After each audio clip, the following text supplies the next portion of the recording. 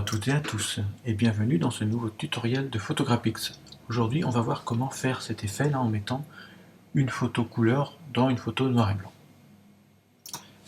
Alors voilà la photo de départ. Bon, la première chose à faire évidemment c'est d'avoir la version couleur et la version noir et blanc. Donc ce qu'on va faire c'est qu'on va prendre la photo en glissant vers cette icône qui s'appelle créer un calque. Alors ici comme on veut de la couleur dans du noir et blanc, et il faut que la photo d'en haut soit en couleur et celle du dessous en noir et blanc. Couleur, noir et blanc. Alors si vous voulez l'inverse, évidemment, vous mettez noir et blanc ici et couleur en bas. Je suis sur la photo noir et blanc, elle est sélectionnée, je vais dans l'accentuation, convertir en noir et blanc. Et là, hop, on va se mettre comme ça pour mieux voir. Évidemment, si je ne masque pas le calque du dessus, on va pas pouvoir le faire comme ça. En le masquant, ça sera mieux. Donc je disais accentuation, convertir en noir et blanc. Hop. Et là, vous voyez, j'ai différents effets.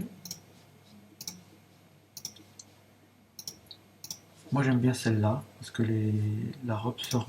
J'ai l'impression qu'elle sort mieux. Donc du coup, je vais choisir cet effet-là, paysage saisissant pour ce modèle. Je valide par OK. Maintenant, je peux la remettre en visible. Je me mets sur la photo couleur et là je vais faire le cadre. Pour faire le cadre, je choisis l'outil rectangle de sélection. Je vais ici dans le mode proportion, donc je viens sélectionner proportion fixe. Comme ma photo est issue d'un réflexe, elle a un rapport de 3 sur 2, hauteur de 2 sur une longueur de 3. Donc je viens mettre 3 et 2. Évidemment, si vous avez pris votre photo avec un compact, le rapport étant de 4 tiers, vous mettrez 4 ici et 3 là. Alors maintenant ce que je fais c'est que je clique et je glisse de manière à avoir le visage. Hop, on recommence. Donc une fois que je suis dedans, je peux la repositionner si je ne suis pas satisfait. Donc voilà, là c'est pas mal. Maintenant je clique sur ajouter un masque de fusion et vous allez voir, en fait, ma sélection ici, donc en fait, un masque de fusion a été créé. Donc ma sélection reste visible et ce qui est autour de ma sélection est devenu transparent en laissant voir la photo noir et blanc qui est dessous. Maintenant ce que je vais faire c'est que je vais créer un cadre blanc autour de ma photo. Donc pour ça je vais sur l'icône créer un calque que j'appelle cadre. Ce cadre évidemment vient s'intercaler entre la photo couleur et la noir et blanc. Hop. Pour ça, il me faut récupérer ma sélection. Donc, je viens me remettre sur le masque de fusion. On voit bien les petits crochets là. Je fais un clic droit.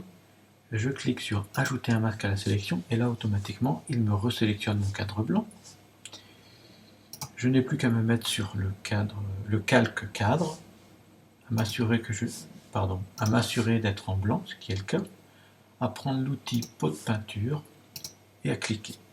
Alors là, on ne voit pas évidemment parce qu'il fait exactement la même taille. Donc ce que je vais faire maintenant, c'est que je vais diminuer la taille de la photo, ici, la taille du cadre. Je me remets donc sur le masque de fusion. Je reprends l'outil rectangle de sélection. Je fais un clic droit et là je vais dans transformation manuelle. Et ici en fait, je n'ai plus qu'à changer le rapport. Et vous voyez, comme je diminue la taille de ma photo, du coup, c'est visible. Alors là, le problème c'est que comme c'est pas un rapport en taille, je vous ai dit que c'est en 3:2, donc je suis pas en 1 sur 1, donc du coup on n'a pas un cadre qui a la même largeur en hauteur et en largeur. Donc il faut décocher ça, conserver les proportions. Du coup il faut réaugmenter évidemment la largeur. Donc, je ne sais plus exactement combien c'est pas 91, c'est pas 92, c'est 93. Normalement si je fais 94, ouais c'est plus bon. Donc c'est 93 en largeur et 90 en hauteur. Je suis satisfait, je valide. Je peux désélectionner ma sélection. Voilà. Ce que je peux faire maintenant, c'est en appuyant sur la touche majuscule, sélectionner les deux calques, faire un clic droit, lier les calques. Là vous avez un petit trombone qui apparaît, enfin une petite chaîne, pardon. Donc une fois que ça c'est fait, vous n'avez plus qu'à cliquer sur l'outil déplacement. Et là en fait, ce que vous pouvez faire, ah oui, il faut être dessus évidemment, sinon ça ne risque pas de marcher, c'est vous pouvez déplacer votre photo où bon vous semble. Allez, hop, on va dire comme ça. Je valide. Ce qui est intéressant, c'est que si vous n'êtes pas content, vous pouvez très bien la refaire. Hein. Maintenant, il ne reste plus qu'à mettre un ombrage au cadre. Pour ça, je vais sur l'outil, le calque cadre, pardon. Je vais dans le menu calque, style de calque, paramètres de style. Et ici, vous voyez, j'ai une option ombre portée. Je n'ai plus qu'à cliquer dessus. Vous voyez, avant, après.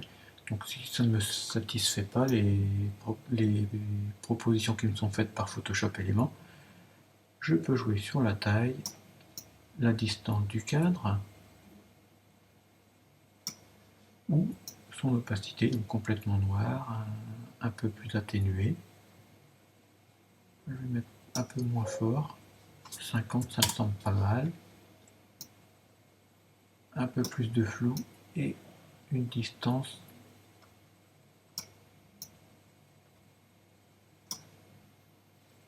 et voilà, ce tutoriel est à présent terminé. Alors attendez, là il y a quelque chose qui me dérange. Ouais, en fait, vous voyez, on était